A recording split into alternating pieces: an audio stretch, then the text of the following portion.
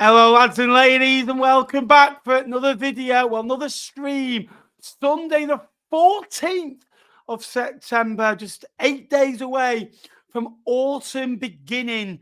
We're already there, pretty much. September begins. 8 games into the League One season. Some have played 7. A lot's happened. We've got managerial shouts to be getting sacked. We've got goals galore. We've got derby days. I think it's been the best match week in League One so far. We've got 12 great games. There was late drama in there. Looking forward to this. This is my favourite part of the weekend. Let me know if you can see and hear me, all right. But it's time to get my pal in. Now, I ordered some chips. And they've, let's just say they've come with a bit of cheese on them as well. As that green can't get any cheesier, can it, Jake? We're back. We're back. We're winning games again. Come on. Yeah, no, I'm good, mate. I'm very good. Yeah, it looks nice, isn't it? It's just this is what happens when you just go 9 unbeaten at the start of the season. But you know what? We should really come to expect it winning the Pirelli, shouldn't we? But yeah, no, I'm okay, mate. Man, it was so nice. I had to do it twice. Yeah, but no, I'm good, mate. How are you? How was your weekend? How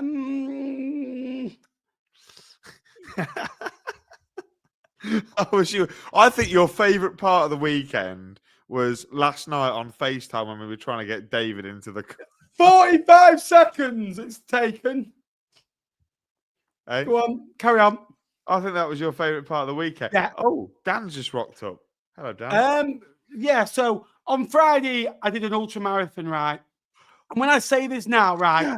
So this ultra marathon is called a backyard ultra marathon, right? And you have to run 4.16 miles every hour, on the hour. If you're getting in 45 minutes, you've got 15 minutes, right? And I can train flat and go up hills. There was a 1.5 mile hill like that, 2,000 feet of elevation every lap. 400 feet of elevation. Then it went up to 3,000 for my 7 laps, right? It was steep, very steep, right? About 1.5 miles worth of hills, right?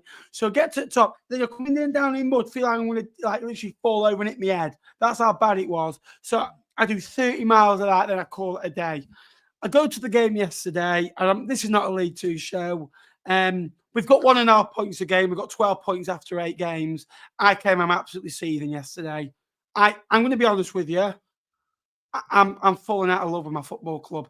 I genuinely, and we got a point at home to Walsall, and everyone's deeming it as an unbelievable. Walsall are a good side, don't get me wrong, but for me, I'm not liking. Every time we draw, it's a good point. That okay, we lose 1-0. It's not bad. That beat Barrow, good win at Barrow, 1-0 against 10 men, not bad. And then it's like we draw home to all. It's a good point. That really. For me, I've got ambitions. I want to watch. I want to be excited watching a side and watch a side with momentum and try and build on something. For 6 years, it's been meh. And the first time next week, Jake, I'm choosing not to go to a Fleetwood game for the first time in 7 years because I physically I need a break. I need a break from it because I was there saying, like, why am I here? I don't enjoy watching us. So I enjoy this. So I enjoy this a lot. Not when you're winning, like, but I enjoy. No, you're very much a secret imp, Nappers. So I know you were. Can we just get that right? It's not a secret. Yeah, no, I tell you what, I will just let people know that I was just having a come down from the roast dinner that I had at lunchtime. I received a red snap from my mate Nappers. And it's him watching the highlights. And what does the caption say? It said, what was it? 1-0 again up those pesky imps or something like that. I was set piece again. Set piece again, LA, yeah. But yeah, it was good, mate, wasn't it? We had it was a decent little weekend. I don't know about you, but today I've had a nice roast dinner. I watched the South Coast Derby, which are our good old friends at Pompey. I see Dan's here, so I watched Tom's video. Thought it was a decent game, and then I've watched United get trampled by City, and no doubt my dad won't want to talk to me tomorrow morning because they've just been beat. So yeah, it's good, mate. It's fantastic. Yeah. Yeah, I want. Look at the colour. Look at the colour, everybody. We'll come to. I do want to say one thing on Fleetwood before we. I know it's League Two. I know I'm having a moan there, and it's a good point at home to Walsall. And we've started well. We've lost 2. I'm not. I think that there's more issues on the pitch stuff is okay, and I feel we're in an okay. But I watch it and I'm like, we're getting results, but I don't see a pattern. And when you're like that, I'm like, I don't feel excited watching us. I don't feel. I'm one of those that wants to be all in and feel Saturday, the big game. When we were in the relegation battle in League One, that's been my most enjoyable season for, I'd say, 6 years, because it actually felt like I was dedicating myself. Every game I went into it thinking, win. The minute it's like, yeah. So we'll get into it. This is League One. We're not on about League Two. Thank God. Let's start off. If you haven't already, please give us a like. That is very important. So make sure you give us a like. That would be appreciated. Should we go for that one? Should we go for that one? Should we go for that? Let's go for that one. I like that one. I need the people to see the app, because I'm currently 5 followers away from 1,600. So if 5 of you don't follow me, sounds like a home gate, that, mate. Yeah, please follow me so that I can have more followers than Fleetwood home fans and Burton home fans, it would seem, apparently, as well. Oh, right, shut up. So if you could like the stream, subscribe if you're new. We're so close now to 18,000 subscribers. And also, if you want to become a member of the channel, $1.99 down below. 48 videos on there now. We've posted 3 in the last couple of weeks. 2 more going up this week. I think there's 5 going up in the next month, and then we're back to 3 a month. So get down as a member. We're 5 memberships away from 50. So if you could go down there, join as a member, it would help the channel out a lot. Let's go into it. Bradford City 3, Huddersfield 1. Well, Huddersfield got put on their lead by the Chickens, didn't they? It was the first league meeting since the 2006-2007 League One campaign, where the Terriers actually won the double over Bradford City. But Bradford were victorious, and it was Bobby Poynton, the main man. With a brace, I think it was a hat-trick per se.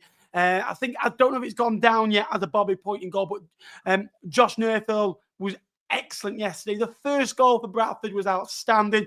High-intensity football, back to front. They move the ball so quickly and effectively, get balls into the box. The second one, outstanding as well. Some of the football Bradford play is breathtaking and one of the best brands of football in the Football League, not just League One.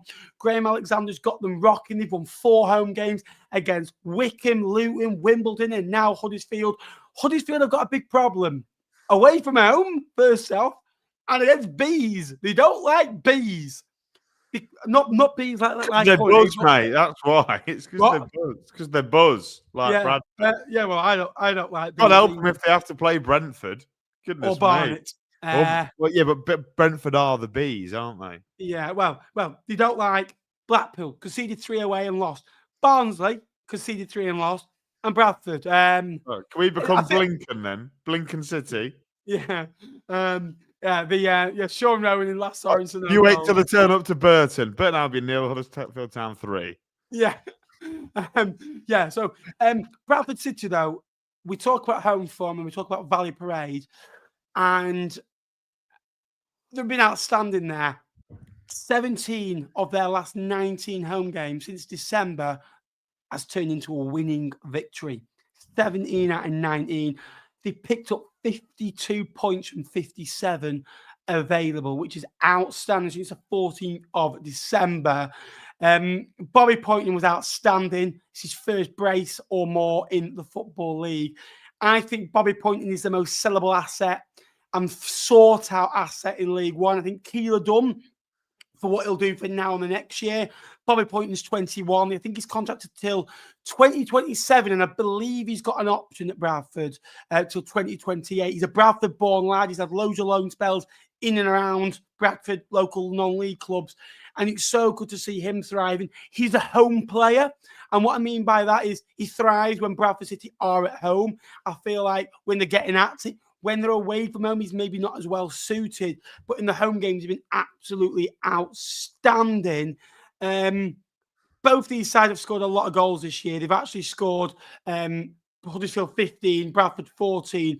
Barnsley have also scored 14, but in a game less. Bradford were absolutely impeccable yesterday. The Chickens pecking once more.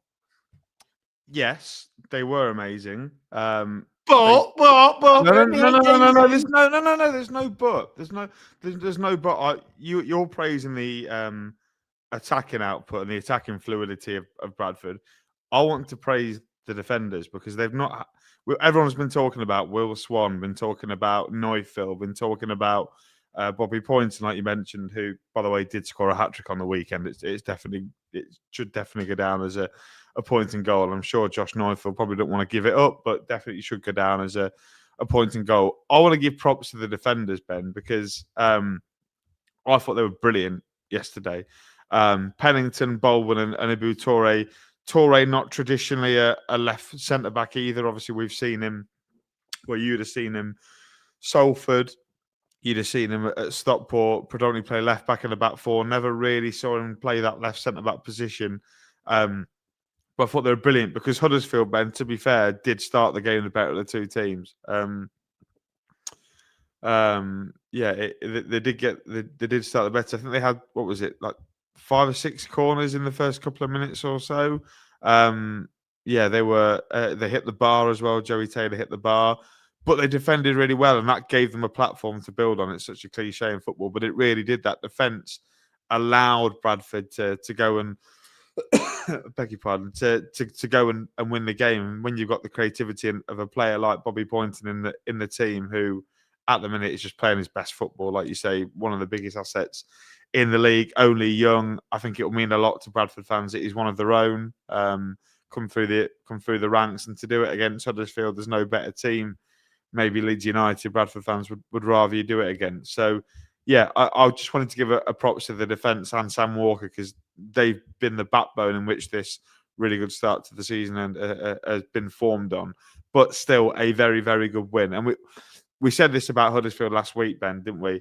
We said if Huddersfield turn up at 60, 70%, they won't win, because going into such a big game, this is, regardless of what Huddersfield fans will tell you, Bradford is the game for them. Huddersfield is the game for Bradford. This season, when the fixtures released, back end of June, they were both looking at this game. When's it going to be? And Huddersfield just didn't rock up like it was an important game. I thought there was a real disconnect between the performance from the players on the pitch. They looked lethargic. They were not stomping around, but they were moping around a little bit. You could tell that. You could definitely tell the momentum of two football clubs. I think, yes, Huddersfield are trying to halt theirs and get that curve upwards. But like we've said so many times, when Bradford have won at home, I mean, what was the gate yesterday? 24-75. 4,028 away. They actually, by the way, they say about Bradford being obsessed with Huddersfield. Bradford had more home fans against Fleetwood than they did against Huddersfield, by the way. So I think that shows you that Fleetwood are the bigger coup. Well, yeah, absolutely, mate. Yeah. You'll. I'm sure you'll get 1 or 2 Huddersfield fans buying into that. Like, not that Fleetwood have less fans than Vale, but Bradford have more space. You know when you said Huddersfield brought 2.8 fans, you brought 2.8 fans, and you were one of them. Kershaw. Yeah, we actually took 400, actually, mate. So. Good effort. It doesn't matter. Very good effort. But yeah, no, I thought Bradford were impeccable. Huddersfield didn't have the foot on the pedal whatsoever, and they were rightfully punished by a really rampant and momentum wave riding Bradford City, who at the minute could not really have made a better start to life in League One. And I tell you what, Ben, this sets up we'll come on to it later, but sets up a really good clash next week at Cardiff. When they travel to Cardiff at the weekend, I think that's going to be a really tasty game. Yeah, 100%. Agree with you there. Bradford, outstanding yesterday. They do the things at the right time. Huddersfield, they had moments, Joe Taylor at the bar, but Will Swan also at the bar. Harness needs a goal. He looked slow and sluggish yesterday. I just feel Huddersfield in big moments. I said after Barnsley, they go through 20-minute spells and they don't get through them. They can see goal after goal. They conceded 2 goals in the space of a minute and a half. And you're going from 1-0, which isn't bad away at Bradford. You think, come out second half, stop them playing, and you get a goal, and the momentum's with you. Even at 2-0, you can see the goal, and it was basically game done, wasn't it, at half time? And they are the worst team in bad moments. And look, they have been solid at home this year, but realistically, you look and the beaten side, they should be beaten at home. I need to see more from them away. I feel they're very naive away from home. And they don't quite grasp for each other. I think they've got a better team than Bradford City, but Bradford City are well structured, better organised, and better on the eye at this moment in time. So, yeah, full props to Bradford. Huddersfield need to react and start getting their order away from home. You can't just be a flash in the pan good at home because, look, you could win every home game, but 69 points, and that's not enough for promotion.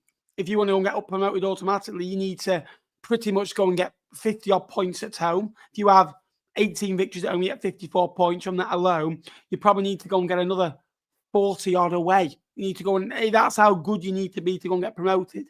It's a relentless league. There's 106 people in the chat. Now, over half the people that watch these live or back aren't subscribed yet. So if you could do us a favour, go and press subscribe down below and like the stream. So liking helps bring new people in, and subscribing helps the channel grow.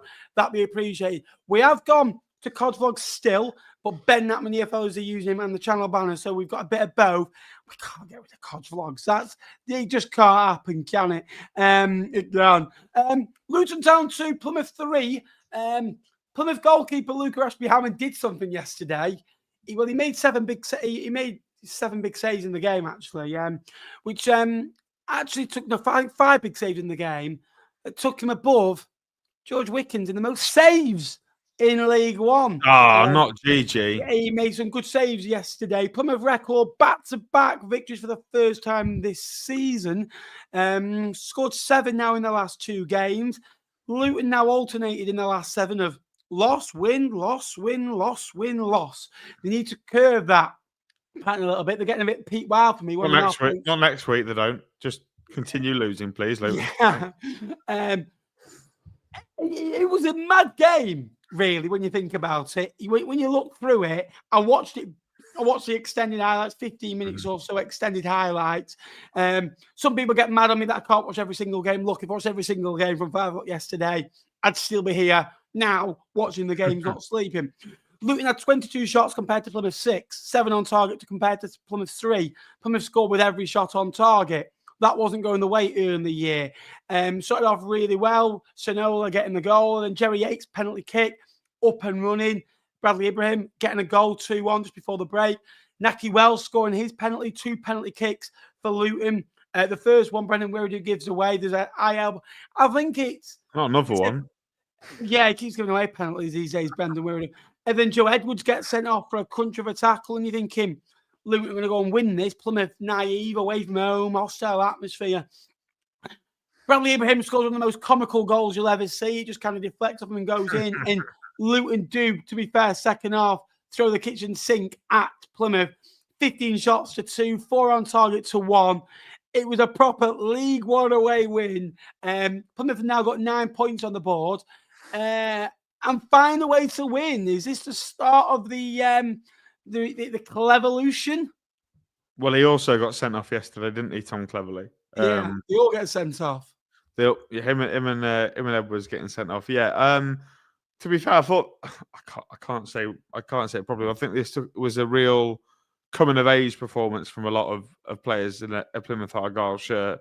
Being able to put the really poor start behind them, players that have been suspect and maybe accused of not trying hard enough for the Green Army supporters.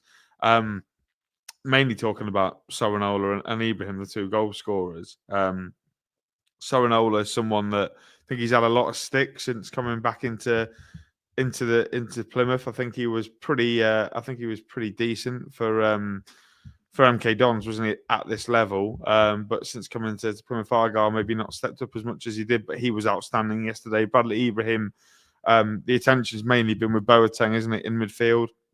That was a real step up of a performance from Ibrahim, something that catches the eye, makes you wonder why someone like Hertha Berlin, someone who spent a lot of time in the top tier of German football, the Bundesliga, one of the most competitive leagues in the world. You can understand why he was on a roster like them. But yeah, the second goal, his second goal was a little bit comical. Josh Keeley, a little bit suspect in the home goal, but yeah, fantastic win for Plymouth. I thought they were brilliant, certainly out of possession. They rode the luck at times. But it was the perfect away performance, wasn't it? But bar giving away 2 penalties. Really good from Talaj for the Sorinola goal as well. A great really good ball, that. A really good ball to the back stick where Sorinola pretty much is unmarked and can't miss. So yeah, I think it's steps in the right direction for Argyle. The only blemish really, bar the red cards, is that it looks like an injury to Caleb Watts, who went off after 4 minutes. Don't get me wrong, Owen Dale's not a bad replacement to bring on, an experienced winner that's got. He's another League One journeyman. Yeah, but he tends to be up the top end rather than down the bottom. So Argyle will be hoping for much better from him. But yeah, no, a really good win for Luton. But I don't know how worried we are maybe for them, because like you say, they are win lose. I look at that team yesterday.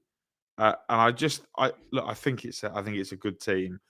I don't feel the wow factor. Yeah, Luton. Yeah, this time last year, right? When we took, because I think you've got to compare the teams that have come down to the teams that came down the year before. So for me, Luton, with the money they've got, parachute payments, and whether it's fair or unfair, my mind goes, right, these are like Birmingham, because they've got the money. If they want to spend the money, they can do. And to me, Birmingham at this point last year were about 5 streets ahead of this Luton team, where they are now. I spoke to Lewis, who's a Luton fan, last night, because we were just planning to meet up next week. And he told me, whether it's reactionary or not, he thinks they're going to be another year in this league because of how inconsistent they are. And he thinks Matt Bloomfield just needs to maybe have a little bit longer to get his way of playing across, because it's clear that perhaps he hasn't done so yet. But yeah, a great win for Plymouth. This is a statement win for Plymouth Argyle, isn't it? It is a big win. I'm still not feeling the wow factor with Plymouth yet. I feel that I need to see him go and win 1-0, 2-0. And my issue with Plymouth a little bit is the goals. They've conceded 17 goals this year. They've won the game 3-2, but they're conceding penalties, set pieces easy. They've conceded the most shots in League One this season, 44 shots on target in 8 games of football, Jake, is disastrous. You do the maths, it's just under 5.5 a game, isn't it? Pretty much. Which you face that, your goalkeepers happen to make 5 saves a game, 6 saves a game, often enough to keep you out of trouble. And they're giving away silly moments, silly fouls. I just think they are a year behind as well. With Luton, I'm agreeing with you. When you've got back-to-back relegations, not won many games of football, they started to pick up, and the season was 2 games longer. For both these football clubs, probably could have stayed up in the end, where Cardiff were deteriorating. Plymouth and Luton got a little bit better, and you thought, in terms of results, that is, that they would be the 2 that would stay up. I feel Luton just need to get back to basics, win some games of football. You look at the clubs going down from League One in the last few years. Fleetwood did it last year. It looks like Cambridge are going to be kind of middle of the road this year. Shrewsbury are struggling. You don't want to go back to back again. And Luton obviously won't go back to back, but you don't want to be down there. You just need to win enough games of football, get a solid squad together and build. It'll take 2 years. Bloomfield is normally a slow start. He proved that at Wycombe. But yeah, I'm in full agreement with you there. Barnsley. Now, I think you get best bargain for money. It's season ticket at Barnsley at Oakwell. That's more Wigan, isn't it? Yeah. Urian. Call it Urian. Urian. Playing back 4. Now, Barnsley, right, they've scored 14 goals in 7 games. Got the best goal per game record in the division. Davis Keeler Dunn, though, 23 League One goals for Barnsley in 49 matches with 7 assists, 30 goal contributions in 49 contributions, which is 60% of the time he's contributing something. Barnsley love a goal and love a both team to score at home. They're now unbeaten in their last 6 league games against Reading, scoring 2+ in each of the last 5 games. 16 points on the board from the first 7 games. It's the best start to the season since 1996-1997, where they had 18 points. They scored 3 or more goals in 5 of the 8 games so far, which tells you everything you need to know. They've been involved in 16 goals at home in 4 games at Oakwell. They love conceding, but they love scoring. At 1-1, I was thinking, this was giving me horrible flashbacks of 2 years ago in League One. Josh Hill for Fleetwood, Jack Marriott for Barnsley. Sorry, no. Jack Marriott for Reading and Josh Hill for Barnsley. That makes sense? Yeah. Scoring the goals. Paddy Lane was playing as well. I think he got he was involved. Fleetwood in League One, mate, were they?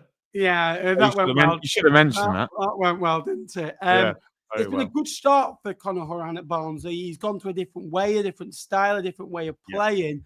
But they started tremendously well. 5 wins from their first 7. Unbeaten still at home. They've recovered from that defeat to Wimbledon pretty nicely. They've beaten Huddersfield, they've beaten Reading, they've beaten Posh, they've beaten Burton from 2 goals down. It's been a really good start for Sykes. It has, yeah, and it's no surprise, isn't it? What I think we have to give Horan a huge amount of credit for is he's made Oakwell a hard place to go, because if you can remember, Ben, the last 2 years where Barnsley have certainly while they've been at this level, Oakwell was always a ground that, I don't know about you as an away fan when you went there, but I always thought we'd be able to go and get something. Admittedly, we got a decent record at Have you? What, didn't you beat 4-0? 5-1, mate. 5-1. And we beat them 3-0 there previously as well. But admittedly, it's a place where, as an away fan, you didn't feel intimidated. You didn't feel like you were going to be under the cosh. You sort of know that you figure. We've got from a back 5 to back 4. Back 5s at home don't work. Well, absolutely. You could probably tell, maybe tell your mate Pete Wild that. I don't know. No, don't get me started. Don't get me started. No, because I'm not allowed. No. Keep it quiet. Do what you do to the Barrow fans, Ben. Yeah. He's gone to crap since I did that answer.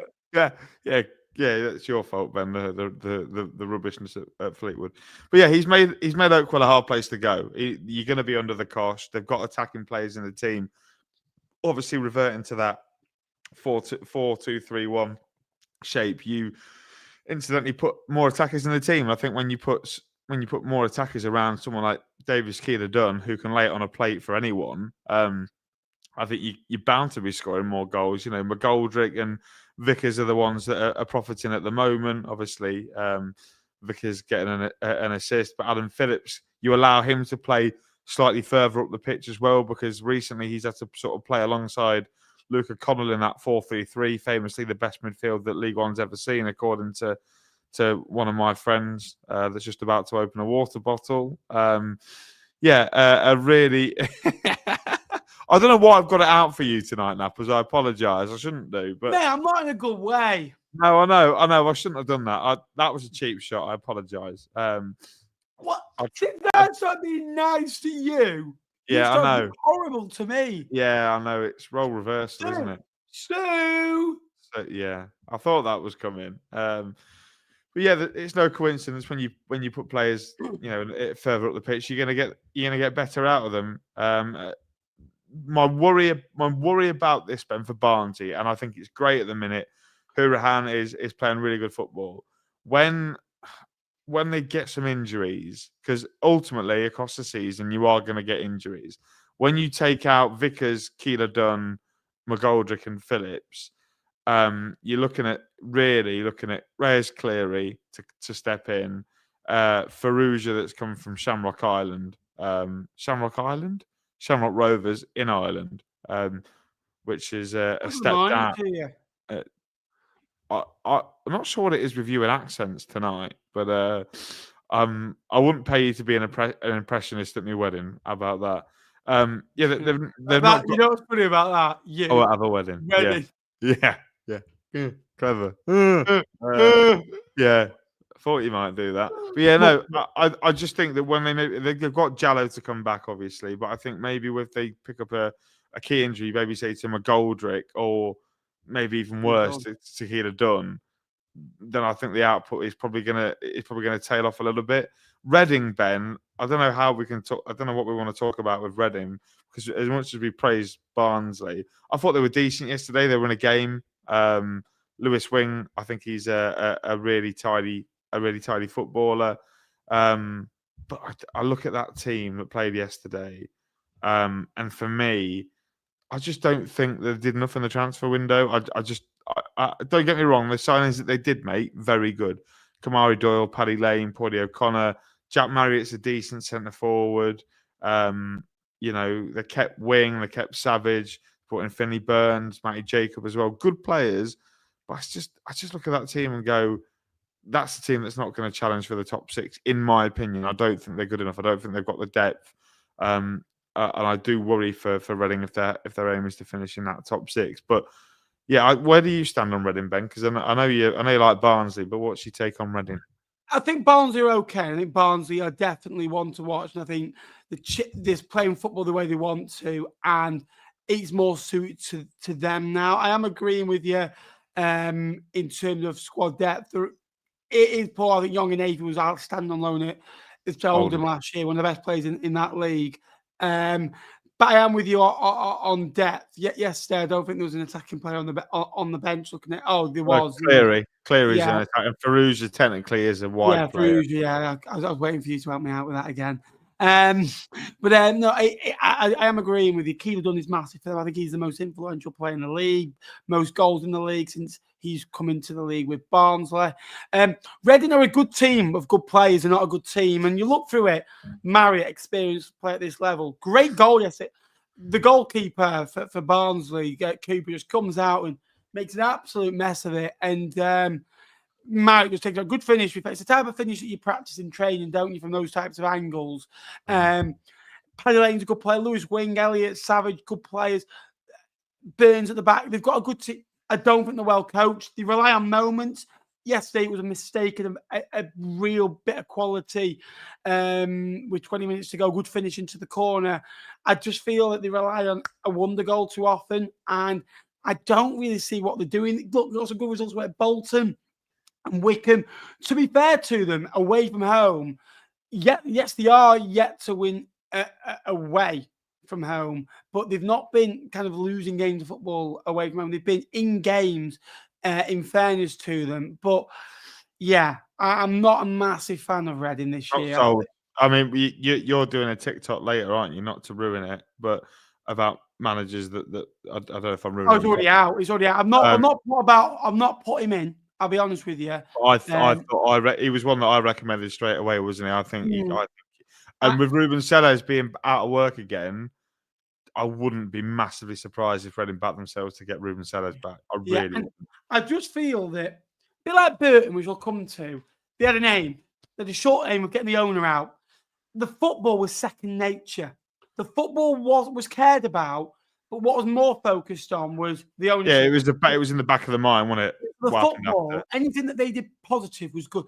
Anything that they did bad, which they didn't really do any bad things, wasn't really pulled apart. Now everything's sorted. There's no real firepower. And right, let's go and prove it wrong. Let's go and get, we've got 3 points taken off us. Let's go and win the points back. And constant desire. I feel now they've lost that momentum and they've lost that drive. And they're not quite. And I said it at the start of the year. If you remember, I worry about them for that. That's just my per se. I feel that Reading are missing nibs and yeah. And Bangay. Yeah. Thank you. Exactly. I agree with you there, Charlie. But a good start for Barnsley. Speaking of Charlie, Smith, midfield. Matty Smith. What a player. Baller. As I called it, Fleetwood, Matt Smith. He's just been banned for 3 years at Fleetwood. Lucky. Bring him back. Matt, outstanding yesterday. A great win for Wigan Athletic, who've already scored, 13 goals now? They scored 40 goals last year. And they've only scored They are 9 goals playing. at home. They scored 20 at home. They were so boring to watch last year. But this year they feel different. They get balls into the box, they get cross into the box. They have a go from distance. Smith in midfield, outstanding. Fraser Moore, I know you're a big fan of, was outstanding again. Good goal yesterday. Costello and Mullen as a front two worked nicely with Trevitt and Wright in behind. Hungbo out on the other side. They got a solid back line and they're creating chances. Yesterday, they absolutely modded Doncaster Rovers. 8 shots on target. Lototala and goal yet again for me. Butterfingers. Yeah, at Port. For me, early Christmas present for Wigan. That not just the goals, but if you want a jigsaw, because every time the ball comes into his box, he falls to pieces. At this moment in time, I think that we saw that with Will Swan's goal yesterday. Doncaster have only lost 2 games. So I'm not going to critique, but I would say that's their worst performance of the season. The Huddersfield game, I thought they were in it. They created a couple of good opportunities, but yesterday I thought they were poor and outplayed. This Wigan side have got a good young team. Yeah. I think they are underdogs this year. I really do. Yeah. Which Wigan underdog says everything you need to know. We'll come on to Wigan, but I think Doncaster needed that because I speak to a chap called Ben who's a Donny fan. I think they needed that. I think they needed to not be humbled because that's not fair, that's not nice. But I think they needed to have a performance like that to not get too far ahead of themselves. Doncaster fans in my chat, right? Because I said if they finish inside the top 12, it'd be an amazing. They went, this team is one of the best 3 sides in the division. I've had that. I think they needed this. A performance where it maybe didn't get away. There's a couple of mistakes in there from the goalkeeper, but I think this will help them in the long run, to be honest. Knowing that they've got that sort of performance in them, they know what to kick out. Now, I genuinely think this could be a blessing in disguise for Doncaster. But like you say, we're gonna a team that I want to finish in the top 6. And look, I came on here last week and said they were very good. I thought they were brilliant at Sincilbank last year. They were offensively way better going forward. They got options. Yeah, they didn't have Sadie on the weekend, but Costello stepped in and got his first goal for the club. Great strike as well. But like you say, it's that lad Matt Smith in midfield, isn't he? He is technically brilliant. I think he's come through at Arsenal. You can tell he's got that Hale End ring up. Ironically, I think he used to play for Doncaster. Oh, to be fair, that's a good side. If he'd been at Arsenal, they'll finish second this year. Well, potentially. But yeah, like you say, like he says there, Trevitt and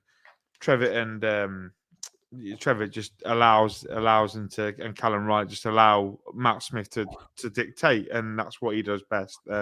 Fraser Murray, very good yet again. I thought they were very good. Sam Tickle in goal when he needed to be there. He was there. The defence as tight as ever.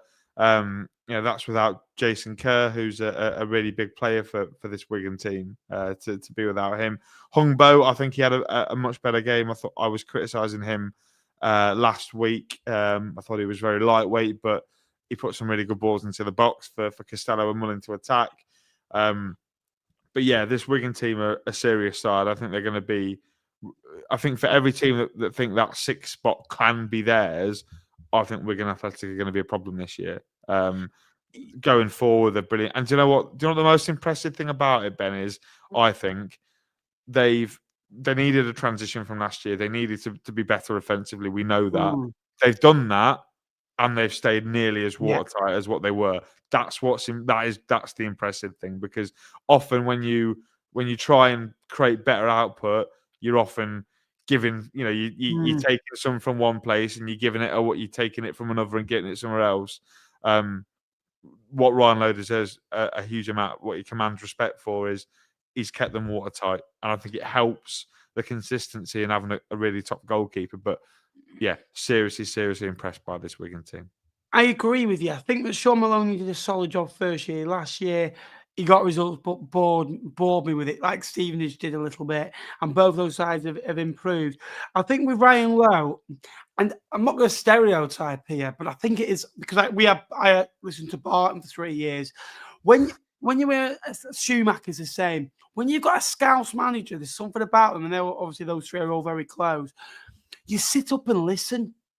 And there's something about them because they're young, they're fiery, they're exciting. You say, Swagger, innit? They've got swagger. yeah, they've got this ego to them, but no, it's not an ego. And it's like with Barton, you come for you have to listen to what he said because you don't know what he's going to come out with next. But with Ryan Lowe and Schumacher, who've worked together, it's like you listen to them and you're sucked in, and they're quite easy to listen to. You don't. Whereas with some managers in this league, Dodds, for example, and Bruce, I'm like, yeah, they don't inspire me to go and play. Ryan Lowe does, and all the simple thing is they're just getting the ball out wide and asking questions and getting in teams' faces a little bit. The Wigan, they're a good side, got good players. Last year, they had good players. They were okay, they were competitive, but they just didn't do enough. They were boring, they were flat, and they were praising Wigan for doing this. This is what they should have been doing, really, Wigan. You know, the first season I let them up, but last year they really didn't expand a little bit. They're probably now a year behind of where they should be. A little bit, where this is what we expected from them last year, but they're doing that now, so we've got to give them full credit. To give them full credit, Charlie Keegan, I just want to say a massive thank you. Who has sorted us out all these graphics this year, and we've got a League 2 one, and when Jake wants to go and join us one day, we've got a League 2 one as well. If you ever fancy joining us, Jake, yeah? Not anytime soon, I'm all right where I am. I tell you, someone else might be joining you sooner, but it won't be me. I took him to a League 2 game, right? And he tapped me on the shoulder after 2 minutes, he goes, do you watch this every week? I went, yeah. He goes, I feel disgusted. And then he just started watching the game. So, yeah, a big thanks to Trot and big thank you for the thumbnails as well. He's a good guy. Again, does some good work over on his own platforms. Always believe in your soul. Devante Cole. Now, I gave Dave Cole a load of abuse for his attitude and antics at Fleetwood, and I said I don't think it was a great signing. 2 goals in 2, and he's been outstanding so far. Exactly what Vale needed, and I'm so glad he's done that and proven me wrong. Look, I hope he goes and scores 15 goals this year and Vale comfortably stay up, because that was a superb victory yesterday. I went on TikTok and did some predictions before the game and went, I think Port Vale will win this 1-0 and have one shot on target, because they've been creating a lot of opportunities but not winning. And I went, sometimes when you're playing well and you're not getting wins, that's a worrying sight. But I think this Port Vale side will be a side that will win when they're not great. And they weren't bad yesterday, but they weren't great. I don't think it was the worst performance of the season, but it wasn't the best. They had 2 shots on target, scored 2. Payton and Cole caused problems, and Crowsdale and Byers in midfield were good. Gauchi and goal again with the gap on. They really got at Exeter yesterday and got the 3 points. And I think that'll be a big spring platform for them now, springboard for them to go and win games of football. First win is massive. It is absolutely massive. They've won 7 of the last 10 against Vale, won 4 of the last 5. They won 7 of the last 10 against Exeter and 4 of the last 5 away from home at Exeter. So win they needed, because no disrespect, Exeter, if you lose that, they're a relegation rival, I think. We'll get on to them in a minute. But they needed to get that first win, because the longer it goes on, the more they're chasing it. Now they've got it. I honestly back them to go and back it up next week. A bit like Oldham have done in League 2. You get 1 win, because they were like the Port Vale of, they've actually come up a league. Port Vale have gone up a league, and they've both been performing data well, but underperforming, not getting the kind of the lion's share what they deserve. Stevenage game should have got a point minimum, if not 3. Orient should have got a point in that game. The Doncaster game deserved a point. Should have beaten Cardiff. So they were in game. The other games, Reading away, 1-0, they lost. Rotherham, they lost, no problem with that. I think they were the kind of the other games, but good win for them. I'm really happy Devante Cole started well. He normally starts well at clubs. That's the one thing I will say, and he does fade away. This is the challenge now. Now this is the challenge. Now he started well. I'll always give full. I was harsh on Vale. I'll give out stick, but I'll always hold my hand up and I'll always say, look, I was wrong. Not often with Jake, because me and Jake normally have a chat. He tells me what he thinks, I tell him what I think. And at the end of the chat, it turns out I was right normally when it comes to me and Jake. Talk to me about Vale yesterday before we get on to Exeter. Yeah, they were good. I apologise, Port Vale fans, because you've been telling me this all season whilst giving me dogs abuse in the comment section. But it was a good win, Ben. And do you know what? I hate to say it because we're up against each other in the predictions, but you got this one. You didn't get the results spot on, but you got it pretty right. You said Port Vale had to win this game, or else we'd be very worried about them not being able to beat a team like Exeter. But I do think if you factor in the fact that it's such a long way away, and Exeter, to be fair to them, at SJP have been pretty good this year. I mean, they hammered Peterborough. They they hammered Blackpool as well, didn't they? So it's not an easy place to go. When Exeter get it going, it's a tough place to go. And with a journey, it just adds that little bit of extra pressure on. But yeah, I thought they were brilliant. The partnership up front of Rory Payton and Devante Cole working, both getting on the score sheet. Payton setting it up. But what I think helped Port Vale on Saturday, Ben, was the early goal.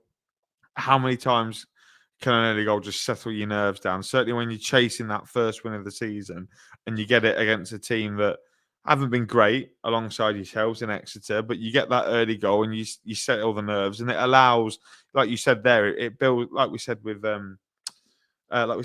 Bradford's defence, it gave them a platform to build on within the game, and they go and get that second goal through Devante Cole. It's a lovely finish under the goalkeeper. But yeah, like you say, that's the challenge for Devante now. We know what he can be. He's a good goal scorer. We saw how electric he could be in that Barnsley team. First half of, was it 22-23 when they nearly got themselves promoted? He was scoring pretty much every week, wasn't he? The first half of that season. And he scored. I remember we said about Devante Cole on 15 by Christmas, wasn't it? Yeah, he did. He had 10 in his first 10. And I remember saying, well, look, if he only gets 20 goals now, in 36 games, it's a poor return, really. Yeah. You only go get 25, really. So, yeah. That's his challenge, though, isn't it? To do that. But this is, look, they've got Mansfield at home on the weekend. They'll be backing themselves probably to go to beat the Stags. They'll make Vale part a hard place to go. And like you say, Ben, they've been in games. They've just been really unfortunate, whether that be refereeing decisions, whether that be just poor goal finishing, and that's why you bring in a player of Devante Cole's caliber, because they were creating chances. If you can create chances on a regular basis for Devante Cole, he will score goals. Exactly. If you put the ball in behind and you've got him running one-on-one against a goalkeeper, you've seen it for Fleetwood. We've seen it for countless teams that he's played for. He can put the ball in the net. Exeter, Ben. I've seen a lot of stick for Gary Caldwell this weekend, and I think it's warranted. They've played 8-1-3, a little bit like Luton, but Luton get away with it more because they've got more quality. They win more than they lose. Exeter at this level lose more than they win. Are you a little bit worried for them? Maybe not as worried. Maybe more so worried than we were for Reading, what we just spoke about earlier. I almost feel with Exeter, you write them off and they're going to win the next week. They're a very young side, and they're very much reliant on Joe Whitworth in goal. I remember last year, the first 15 games of the season, he had the best shot prevention in the league. Yeah. And I look through the squad, and I think there's no one really that stands out. Aitchison and Cox will shine on him. McGinnis is good for 8 or 10 a year. But other than that, they're quite poor, and you feel like Exeter you can get at. And I mentioned about their away form, that they're not testing the goalkeeper. They had 4 shots yesterday, and I think in the last 3 or 4 losses that they've had, they've not scored, they've not threatened the goalkeeper. They've not been in those losses. And I said about Vale last week, look, in the season, there's 138 points available. And there's 138 points when you kick off a game of football. But realistically, when you're in situations and you go a goal down or you're playing against the side, you think, there's 3 points gone. You go 1-0 down against, I don't know, Cardiff at this moment in time, away from home, you're thinking they'll pass into submission and go and get 2, 3, 4 and be relentless. Or you go and play, a really good side like Stockport away that are in good form if they hit a run. So realistically, Exeter's peak form, you think they're going to get what?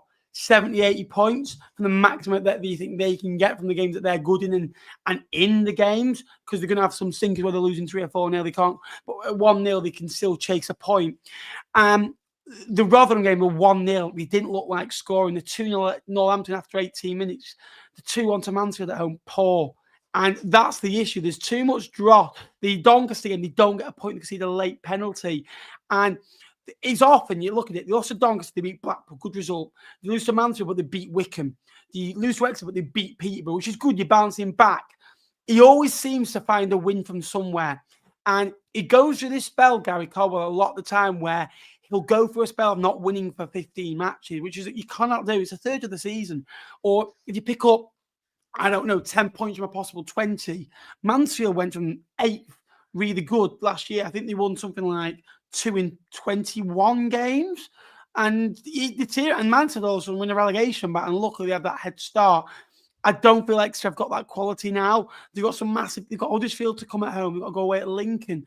They've got Reading, and I just don't back them enough. I back them that they'll pick up a 2-1 win. I think Reading at home is the type of game they'll win 2 or 3-1, and then they'll go to Stockport next week and put in a stinker and lose 3 or 4-0.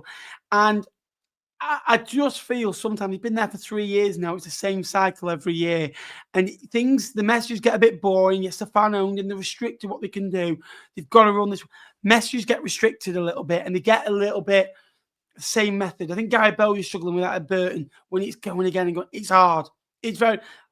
You do anything in life. You go on a diet and you want to lose 3 stone. You lose 3 stone, and then you go on holiday. It's hard to get back into a rhythm after the holiday, isn't it? You sign up for a race. You do the race.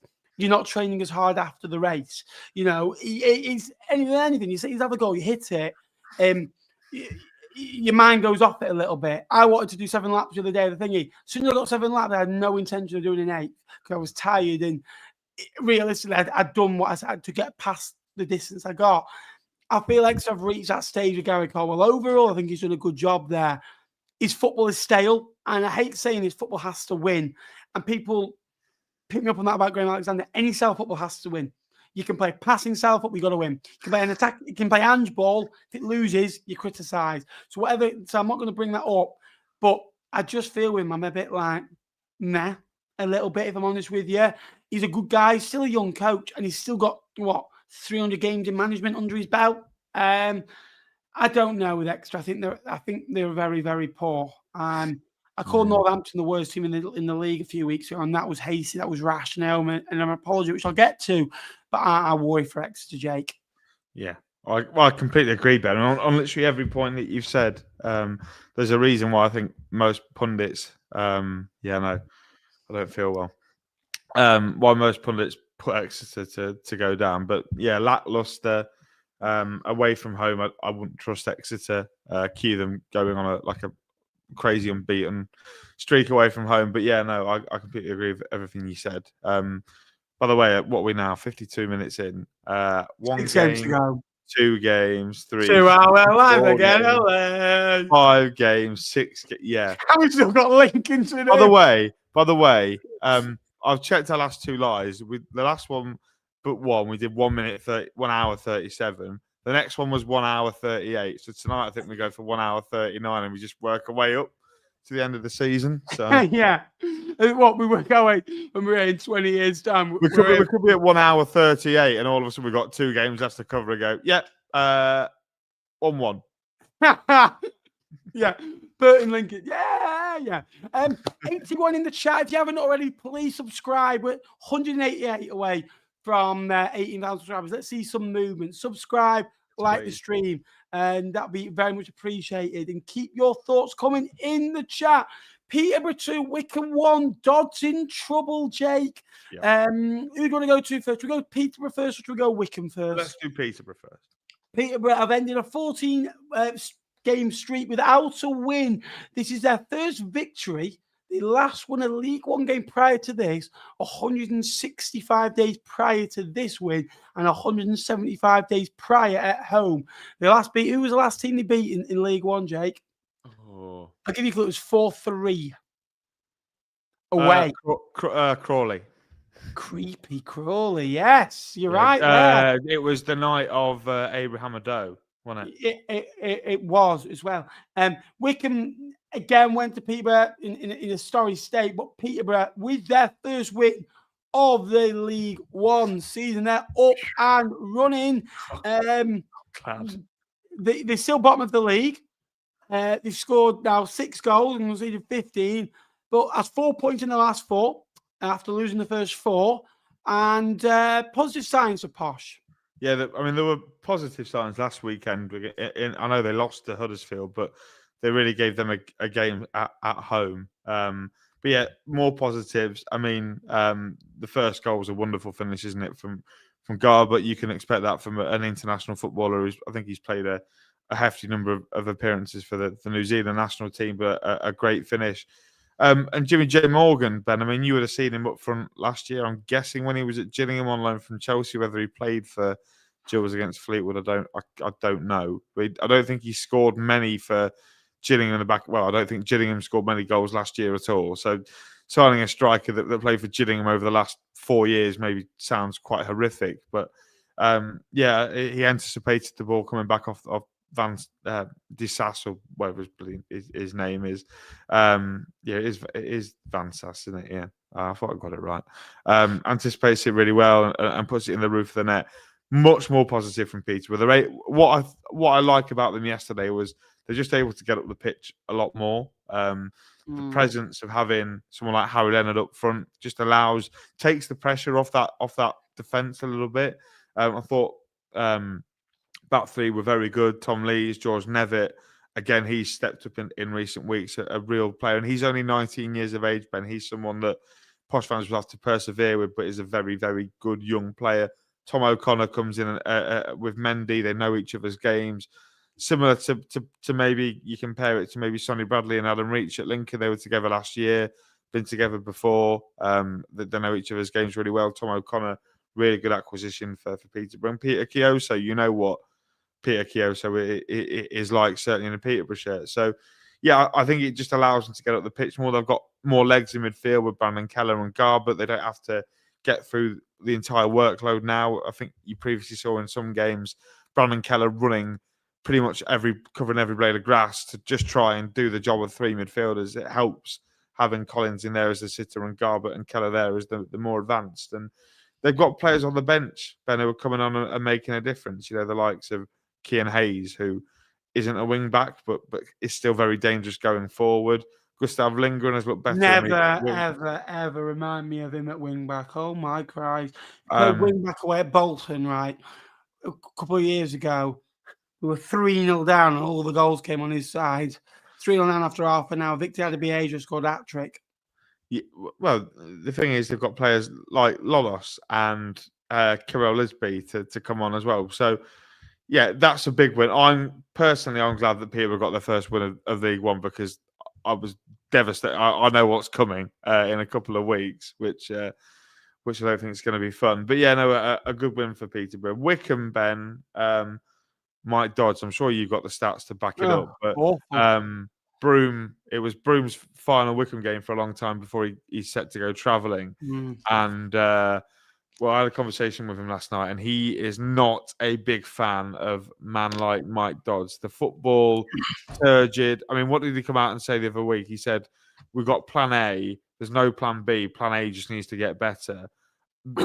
So stubborn. And last time I can remember a manager this stubborn was certainly from a personal point of view, was Michael Appleton. It never ends well. I'm sure you've seen him at Fleetwood, managers just persisting to play the style of football, even when they're 2-1 down, Ben, even when they got that goal back when only Dimmer scored. No urgency. Where was the urgency from Wycombe Wanderers yesterday? The 2 goals down, they've got 40 minutes to go and score an equaliser. When you get that goal, you've changed the momentum in the game. And they just look so passive. I don't know what it is. Poor performances in there. Leahy in midfield again. George Abbott, good, really good player for Notts County last year. Highly coveted in League One this year. Really poor performance. I suppose you can expect that with players. Taylor Allen not stepping up. Connor Taylor looked a little bit soft for me yesterday as well. I don't know, mate. It's a little bit. It's a little bit iffy, isn't it, for Wycombe? I think Dodds is. I think Dodds is in trouble. I really do. I'd rather have Tyler Dodd in charge. Oh yeah, we love Tyler. Up the Tyler. Yeah, he bores me to death. I must admit that I mentioned before what a manager with urgency. When a manager gets appointed that isn't liked at the start, that isn't fancied, and the ethos is that you don't want him, but he's your man to back him. Yeah. We've had it. You probably had it at every club, and Russell Martin's a bit like that at Rangers. for example, where fans are really not on board with the appointment and you're waiting for a bad result to come. The good ones will come, but it's like, yeah. But you're waiting for the bad film to come so you can jump on it. And you kind of get one, it's like it's too, you're waiting for a string of it. And then you're thinking, finally, I was right. Sweet. I was like that with Scott Brown. I was like, I watched this. I was like, yeah, Mark Kennedy as well, mate. Yeah. And then what used to annoy me used to find a way to get a 1-1 draw, and no one would talk about how bad we are because. No, I won't say it. I won't say it. But you get a point somewhere, and people would always talk about what a point it was rather than what you just watched, and you talk about the result rather than what you just seen with your eyes, and you're thinking, right, okay, that's fine. And I feel now we're starting to get to that stage of the results are now showing what Dodds is, because performance, you can get results that sugarcoat performances, but it won't last sustainably. Now, Dodds in League One, 8 wins, 7 draws, 12 losses, 10, 7, 14 in all comps. First 7 games under Dodds, first 15 games under Dodds, in 7 wins, 5 draws, 3 defeats. Since then, in the last 15, right, they've had 3 wins, 3 draws, 9 defeats. So they've lost 9 of the last 15 games. Now, goals, 17. Expected goals, 6. It's quite high. Shots on target became 7th. But that's inflamed because when you are losing a game by the odd goal, teams sit back, allow pressure, and you're going to have more shots to try and get back into the game. I'm not taking anything away from that, but it's inflamed. It's not like you're dominating positions and you're knocking teams 2 or 3-0. It's in you kind of have to have a go a little bit. Expected goals conceded 11th. Look, it's been a high turnaround for them this year. You look for the squad, and it is a new squad put together. Abbott coming in, Taylor Allen coming in, Woodrow, Bell coming in. There's more to be named as well. I just look for the squad. It's got quality, but managed poorly, and they look restricted in themselves. They look like they're not. It's a flary team that needs to be on the front foot, that has great young talent, that when it is, it'll be brilliant. But it feels like they're on it feels like you're taking the dog to the park and it's not been walked for a week and you're not letting them off its lead and you're just walking it and it's getting so fine. It'll treacle along.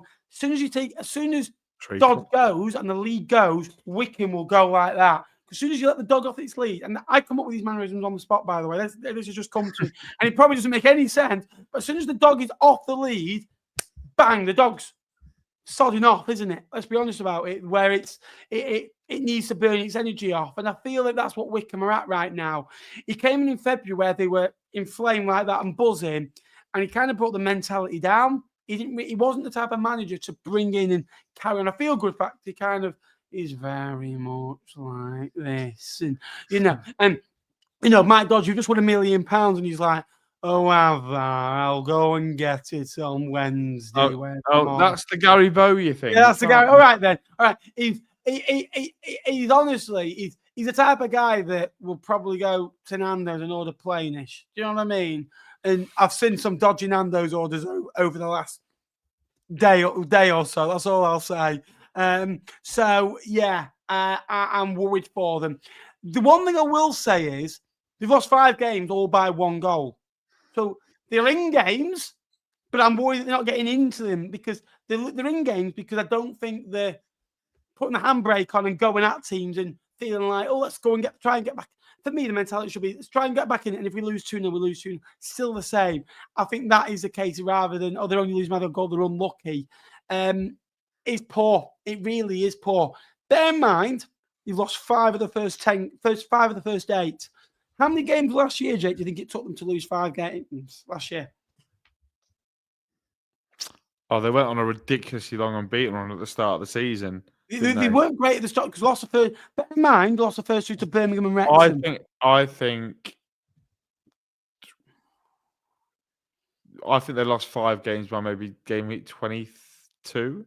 35. They lost 5 in their first 35. They lost 5 of the last 11 under Dodds. Bear in mind, that tells you everything you need to know.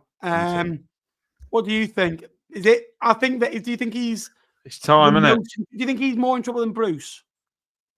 No, but I think he's in a world of pain. Mike Dodds. The style is not in. Think about Wycombe at the best. you think about Gareth Big Ainsworth thank you for the or donation as well. yeah, I'm not sure what Phil Catchpole would say about Mike Dodds. Maybe it might be a little bit more unhinged, but Give me a caramel wafer. Yeah, no, it's yeah. I think he's in trouble. I think he's not endearing himself to the fans. He's not. I don't know. He's very much he's very much sort of isolated himself, in my opinion. And these interviews that he's giving, I think I listened to his interview after the game yesterday. Oh, it's awful. I listened. I just thought I watched the highlights like you. I watched the extended highlights, and I thought, has he seen the same? Admittedly, I've only seen maybe 10 minutes of the game and not 90. Has he seen the same thing that I've seen at all? So, yeah, I think his time is up. I think Wycombe need to be proactive and get someone along the same sort of line. Look, I know Mike Dodds has got a great coaching career, but this annoys me. Go on, carry on. Well, this whole bringing it someone with a great coaching career, but no. Right. Do you know what annoys me? And I'm sorry to interrupt you. I listened to Sean Dyche this the other day. Great coaching career. Yeah, okay, he puts the cones out. Well done. He coaches kids. Great. He's a great lad. Like using about Matt Hamshaw, he's a great lad. And he's the type of coach you go to when you're not in the team of, not the main man. Do you know Different, what I mean? isn't it? And what annoys me is, right, he's got a great philosophy. Like Russell Martin, he gets jobs, and I'm so passionate. He gets jobs because of his philosophy of passing football, and he dominates the ball. And then, so like they lose the ball in the box, say 5 yards out, and they give the ball away. It's all right. It's the philosophy. It's the way you want to play. What? Like it's the philosophy to take risks. And you're, put the ball away. I'd rather have a hoof than a pass in my own box. Hoof it up to the front, get balls out wide, cross into the box. Northern football in League 1 and 2. Thank you. Not working for Huddersfield, but Northern football. Should we move on to Wimbledon, Ben? Wimbledon 2, Rotherham 1. I'll let you start. Go on, mate. They win at home again. And do you know what it is? I said this a couple of weeks ago when they last won at home. Wimbledon winning at home, Matty Stevens scoring a goal. I think you're going to see that a lot this season. I think you did a TikTok, didn't you, earlier this week, of players that you think will score 15 goals this season. Matt Stevens was on that list, I seem to recall. Because what's he got now? Four or five? Well, even better than I thought he was. They went behind yesterday, and that's not a test that they would have had perhaps before. So to come from behind and win a game. A tight game against a team like Rotherham, who people have maybe half predicted to go down and half predicted just to stay up, to get a win over them is a really massive statement, I feel, certainly in the bottom half of the league, but a great win for them. Jake Reeves, I'm sure Farley is out celebrating. Oh, I love Jake Reeves. He literally didn't stop going on about him at Wembley, did he? Every time he passed the ball, he came off and he went like this. Bear in mind, we were in the Walsall then, and he went. Yeah, he stood up and clapped him, didn't he? With Walsall 1-0 down. Walsall 1-0 down as well. And chasing the playoff final. Yeah, maybe not the best time, Mr. Farley. But yeah, no, Max Stevens, he is the man for AFC Wimbledon, a penalty, which I think, by the way, I don't hear anybody moaning about the penalty this week because I don't hear anybody moaning about the penalty like we had moaning last week about the holding. Thing is, refs are going to give it. I think people are more upset with the inconsistency, but if you are fouling someone in the box nowadays, you are taking a risk and give the referee a decision to make. And stupidly, the chap that's marking Ryan Johnson, I think it was Jordan Hugel, who'd done so well to score at the other end, he's basically just thrown all of his good work away. Matt Stevens converts at a great win, tight, but Wimbledon are doing well. You look at the teams they're beaten at the Cherry Tree Red Records Stadium. Sorry, they're beaten Lincoln, they're beaten Rotherham, they're beaten Barnsley. Now, Cardiff in the last minute as well. A valiant display. Their home form is going to be huge for them. I feel if you lose that, though. Hey, you can't lose that. You can't switch off like middle of the season where you maybe worry them if they go 3 or 4 without home win, which you might do. You can't rely on your home form too much. That's the only thing I will say on that. No, but I think they will. I think because I think away from home they won't back themselves to. They'll back themselves to get a point maybe, but they won't back themselves to go and get 3 points. I'd be really interested to see how Wimbledon approach things maybe back end of the season if they're in and amongst the bottom 4 away from home and they need a result. I'd be really intrigued to see how they set up then.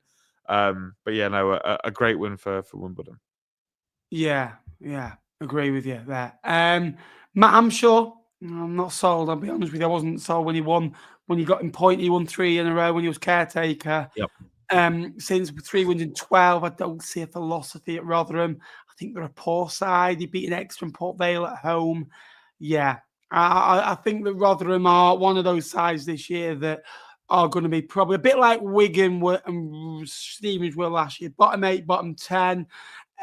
They'll win the odd game. They've only lost 4. They've been in games, to be fair. They've been solid at home.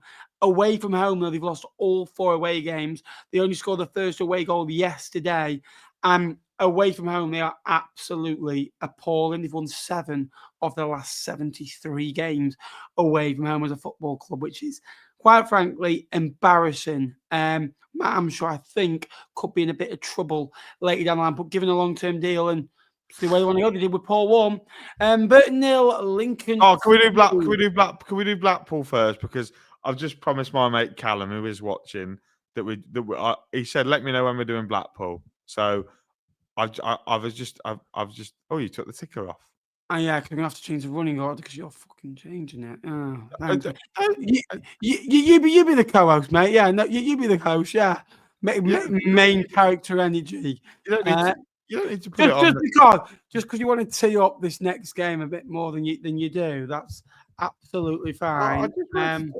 Northampton 1, Blackpool 0. Now, a few weeks ago, I said about Northampton being the worst side in the division. Since then, they've won 3 games on the spin. I'm very sorry, but you're very welcome as well that you got into going. Look, great win against Exeter, outstanding against Leyton Orient. Leyton Orient had possession, but Northampton were outstanding when they had the ball.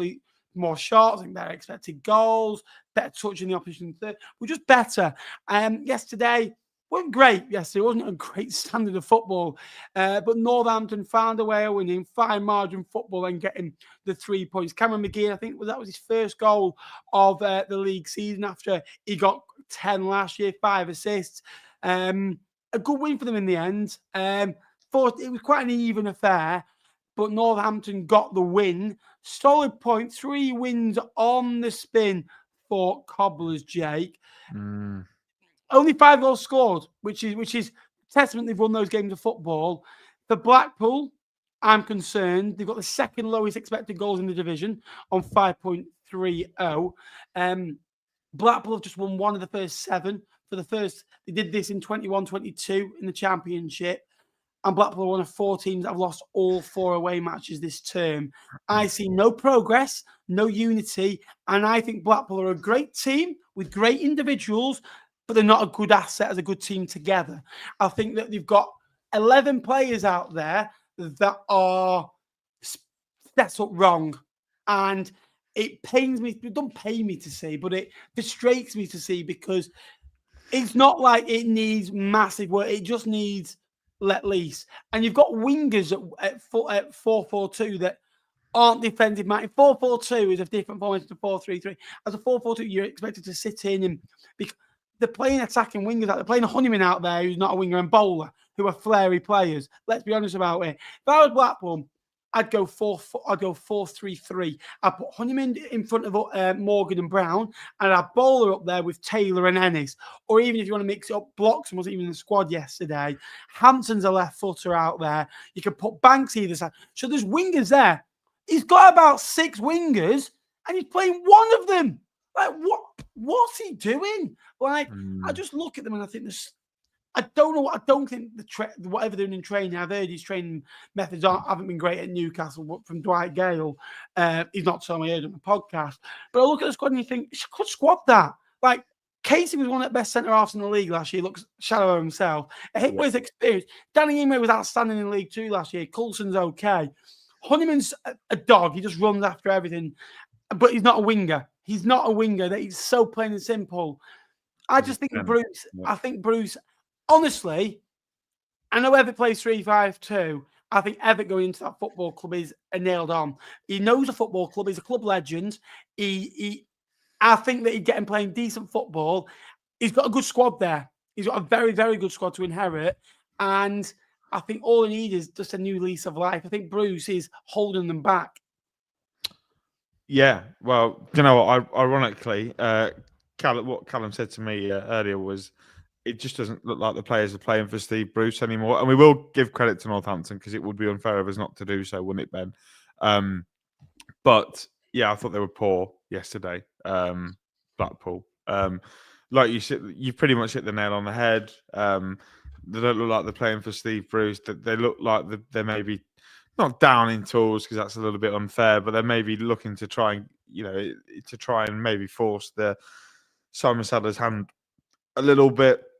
Because you look at that squad, Ben, like you mentioned, like name for name. Yesterday it was Albie Morgan that ended up playing out wide rather than George Honeyman. But still, again, not a wide player, is he? You know, they're very similar sorts of midfielders. Albie Morgan's always played through the middle as an 8 or a 10. So why they decided to play him as an out-and-out winger when you've got the likes of CJ Hamilton, I know he's not great, and Hanson also not fantastic, and Scott Banks, who's unproven at this level, why you've got them sat waiting on the bench. But I completely agree. They need to go 4-3-3. The expectation of a wide player in a 4-4-2 is so different because you've got to get back and help your fullback out. Whereas you play in 4-3-3, there's more onus on you being high, being wide, and basically getting chalk on your boots. Whereas with a 4-4-2, you've got to not only help support your fullback, you've also got to come in inside a little bit to help your two central midfielders out and try and pack the midfield out. But yeah, like I say, really poor performance from Blackpool. You've mentioned Ian Everett. I know I've personally spoken to Cal. He doesn't reckon. I know who he wants. He'd like Richie Wellens out of Blackpool, out of Orient. I think if they offered the money, I think he'd probably want to. He wanted the job last time. I think he'd uproot and go to move back to the northwest to be closer to his family. But yeah, no, really, I think Richie Wellens would be a way better appointment than Ian Everett. I think Ian Everett would be a what's that, mate? Close to his family. His son plays for Leyton Orient. His son, but his mum and his dad are probably still in the northwest. From experience, you don't want to be anywhere near your parents. Well, yeah, good. Good point.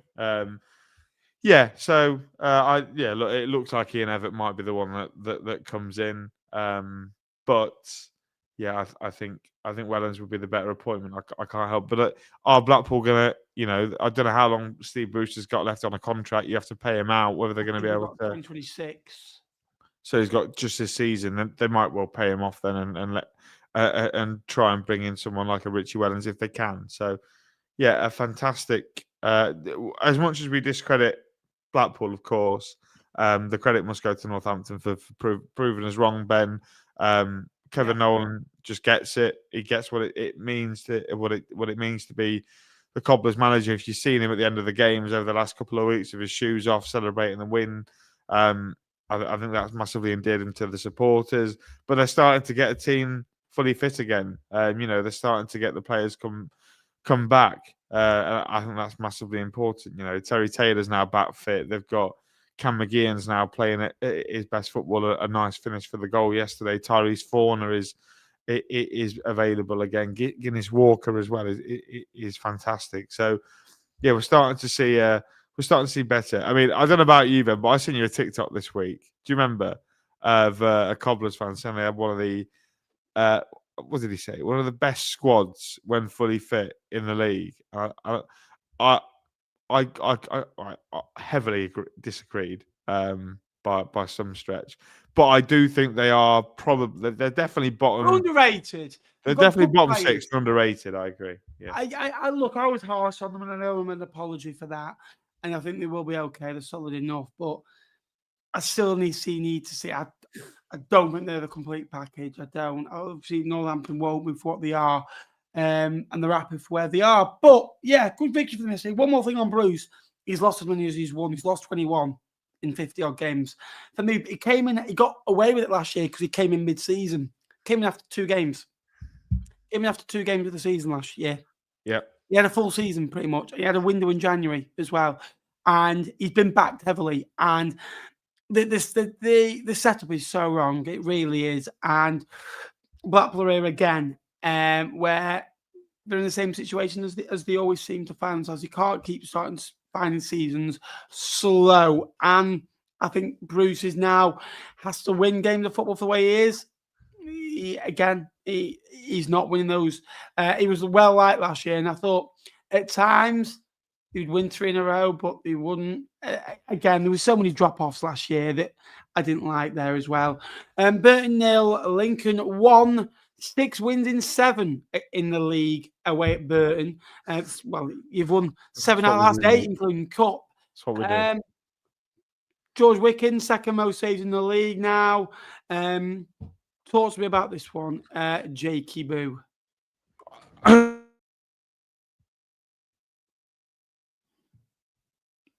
Very good.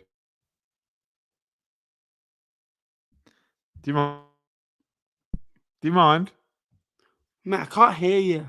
Oh, look at you. Keep your hands away or I can see them, boy. Yeah, no, I thought we deserved to win. I thought we were the better team. We created the better chances in the game. You watch the highlights back. Ben House should score a header and make it a lot more comfortable. Freddie Draper hits the base of the post. We get into some really good areas and maybe just try and overplay by a pass or two. But thought we were better. Really pleased with the way we defended as well. I thought Bradley and Jackson put the heads in the way of absolutely everything. Some really interesting cameos. I thought Justin Abitku came on and looked lively. Maybe could have had a penalty from Toby Sibic. For Ivan Varfolomave, I thought he looked decent when he came on as well. There were some bad performances. Rico Hackett wasn't outstanding, nowhere near the levels that I would expect him to get to. But yeah, no, look, it's winning at the Pirelli. It's what we've done. We do it twice. We've done it twice in 2.5 weeks. By the same scoreline as well. But it's a good start, Ben, isn't it? You know, you said it's gone from a decent start to a good start. You know, that's 15 points from 8 games. We've played some pretty difficult. We've had some difficult games now. We played Reading, we played Plymouth, we played Bolton. We've been to away games where you need to beat teams, lower down the table to get the points to finish in the playoffs. And look, I think it's good. Freddie Draper came on and did really well as well. So look, I'm happy. I thought we were very good. I thought we could have been better, but yeah, I definitely think we deserve to win the game of football. Like you and Charlie say, a massive shout out for George Wickens. I think he's become stepping into a very good goalkeeper now, and I think we're gonna maybe, if he continues playing like this all season, I think we might struggle to keep him another season or so. But on to Burton. I thought Burton were really poor, Ben. I thought they were. I think back 2/3 they were good. They zipped the ball really around quite nicely. Evans was good in midfield. I thought Charlie Webster progressed the ball nicely, but he still wasn't excellent. I think he took a really good dive in the first half. Did Charlie Webster? I'm not sure what he was diving around for. I noticed the picture of Charlie Webster's not come up today since he's been diving. Funny that, isn't it? But yeah, no, look, they were poor. I thought in the attacking third, I thought really awful around the box. They didn't really create any good goal scoring opportunities. Tyrese Shade had one that was that went round the post. But yeah, look, they were rubbish, to be honest. And David knows that. Burton fans will know that. They're not very good at the minute. Gary Bowie's talking about a foul for the goal. Ben, you've seen it back. Is there a foul on Camille Dudek? No. I don't think so. Ben House just stands up. Dudek runs into him and expects the referee to blow. Gary Bowie's after a penalty. He claims that Sonny Bradley's tried to chuck it up his jumper. I don't think he touches it with his hand whatsoever. So look, good win. Burton are rubbish. 3 points at the Pirelli. Happy days. 7th in the league. Very happy. What I love different about me and Jake, both played 8 games. They've got only 3 points extra than Fleetwood. And he's absolutely, all this BS about Nothing's won in August or September. Since the start of winning a few. Always giving it that. I'm 12 points to make game and I'm disappointed. No, I think that with Lincoln, they've won 3 of the 4 games by a goal, which is good. Beat Reading opening day 2-0. And the 3 draws, the good thing about them is obviously it's not good because you want to win them. But it's decent sides, really.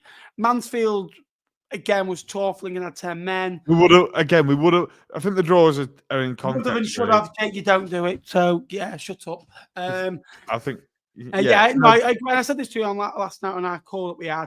Bolton away, you probably should be on 19 points, which would sit you top at league. But you're doing a job right now. I don't think you've been out of this world amazing yet. I think you've been okay. But to get 15 points from 8 games and be okay, I still think the best is yet to come from Lincoln. Still think there's a complete... I could see Lincoln going to beat Luton or Peterborough or in Exeter really 2-3-0 and really putting on and starting to shine a little bit. So, yeah, great victory for you. For us, I mean. Northampton and Burton games, I must admit. And you look at the game, and they're pretty dull games. Lincoln win 1-0. Type of game probably drawn 0-0 a year ago or 2 years ago. Or 1-1. And that's the diff. That's what I want my football club to start doing. Have that now for them to go and win 1-0 and have the bravery to go and win 1-0. We don't. So, yeah, sorry. Well, your football club do have the nous to do it, Ben, because we did it yesterday. Yeah, very good. Yeah. Yeah, I like that. Good victory for Lincoln City. Burton Albion, I think the period of the momentum has gone. The goal, the carrot in front, well, not carrot, fudge cake in front of them to try and stay up. They've lost the core of the team. Crocombe, Sweeney, Bodvars and Burrell. You lose that, you lose your power, 4 power 5 players. You're gonna struggle. You really are. Guy Bowyer's direct, like set the ball into channels, Bob Falson into Burrell, goals. And Burrell scored 11 of them last year.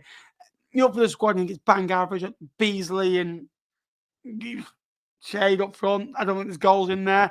They have got Uganda Mafia behind them, which is good in Toby Civic. So worked from yesterday. In the comments. Don't set the Bowie. Stop chatting and win games of football. I was laughing my head off at that. I just think that they've lost the goal. I think that once worked for them last year, is it now? And I think there needs to be a change. I think they need to change something they're doing in training or doing on the pitch. It worked for them last year. It doesn't work from the very start. It worked for them last year because it was all in as one. All had a goal. You've lost that goal now, really, for Burton. And when you lose a goal and you're doing things for the sake of it, it's hard. And I think what you've seen over the years is teams that have been ultimately very poor in divisions have eventually plunged and found their way. Shrewsbury were poor, went down eventually. Fleetwood avoided it for a few years, went down eventually. Forest Green, Rochdale, Oldham, Cambridge. You can list goes on. The teams that have always been poorer than Burton. You now look at teams poorer than Burton, and you're thinking, instead of who are we better than, who's with us? Who are we on a level with? Who can we compete with? And that is a worry for me for Burton Albion. This isn't on Gary Bowyer at all, but I think that something needs to change intensity-wise. I know last year we mentioned about what they were doing in training towards the back end of the season. I don't think that's helping now, if I'm honest with you. Burton have now actually lost the last 3 league games and lost 3 in succession for the first time since October, where they lost 7 on spin. So, yeah, not great for Burton Albion. Stockport 1, Cardiff 1, the most complete performance of the season for Stockport County. I thought they were excellent. I watched 20-minute highlights of this, provided by Cardiff City, actually. And Stockport were, first off, brilliant. They were in Cardiff's faces.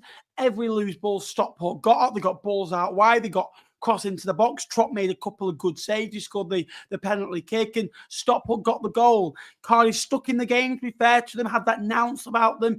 And for the first time, They came under at Luton when they were goal up, but they came under it. And the first time you thought, this is going to crumble, but they didn't. And at times, they played some nice stuff and they kept to their principles of what they wanted to do. And they remain unbeaten, but they found a way to score that late goal. Great ball into the box by Willock and a good header in the end. It's a really, really, really nice finish. Corey Adai in the Stockport goal, for me, has to do better. He's a free man. And then Salic, is he called Salic? Salic, yeah. Salic, again, it's a good header, bullet header, but into an empty goal. And Cardiff find a way to get a point when the momentum's with Stockport away from home. Probably their toughest test so far away from home. And sign of a good side. When you don't play well, you don't lose. Look, Stockport with a better side yesterday, 14 shots to 4. Yes, they only had 3 on target. Cardiff limited them to very few opportunities on the goal. But I thought in open play, Stockport intensity-wise were brilliant. The best I've seen them this year. Dave Challoner said that. It could have been 2-3-0 at one stage, but it wasn't.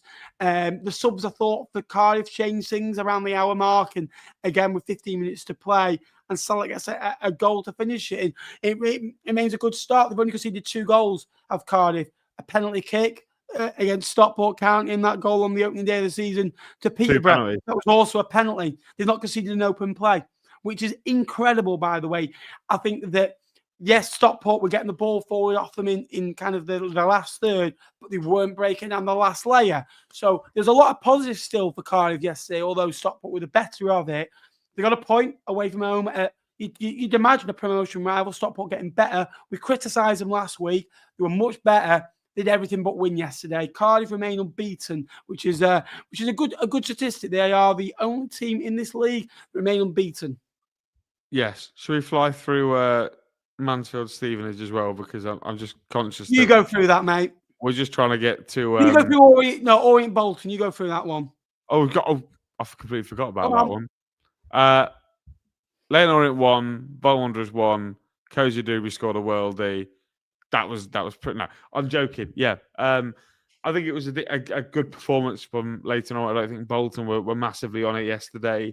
I thought Orient were. I watched the highlights.